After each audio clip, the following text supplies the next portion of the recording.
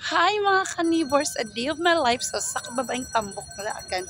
Ngayon mga ka-neighbors, sa Quezon City Circle kami. Nagja-jogging.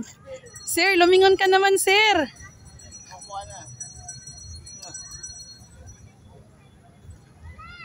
So mga ka-neighbors, napatakbungan niya ako. Kailangan tumakbo para daw papayat. Parang galit sa akin si Haring Araw. Talagang tapat sa mukha.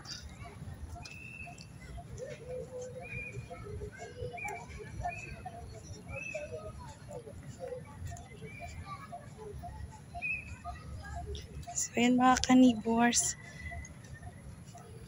nasisilaw yung mata ko kasi tapat na tapat si Haring Araw. So daming nag-exercise at saka nagpipiknik dito. Quezon City Circle.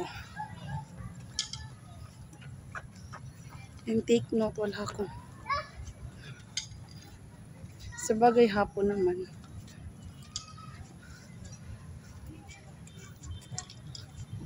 Ayun mga ka-neighbors. Kailan daw tumakbo ng tumakbo. Parang kaya pa ako doon pagod na ako. Doon ako sa may badmintonan kasi.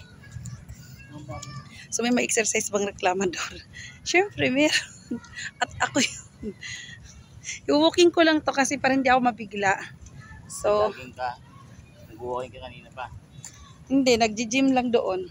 Hindi naman kung ano, para maano yung cardio.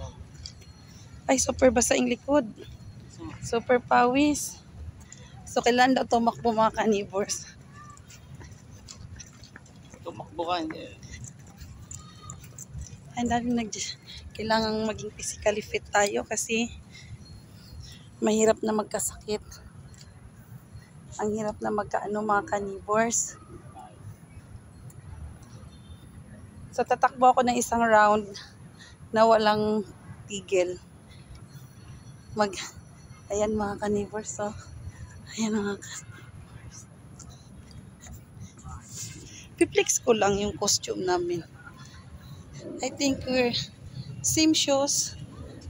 Piniplex talaga. 3 minutes kasi to. Tatapusin ko. So, ayan, ang ganda ng circle mga ka-neighbors. Talagang, tsaka bawal dito plastic. Lalo na yung mga lagay ng tubig. Bawal. Hindi ka pwedeng magdala dito ng lagay ng tubig. Sinisita ka. Kailangan mga ganyan lang. Bawal yung plastic bottle. Yun ang bagong rules dito sa Quezon City Circle. So, ang dami. Ayan, ang ganda ng paligid ng QC. So, back to ano tayo? Back in shape. Back in shape. Okay mga ka-neighbors. Yan po muna. And I'll see you later, alligator mga ka-neighbors.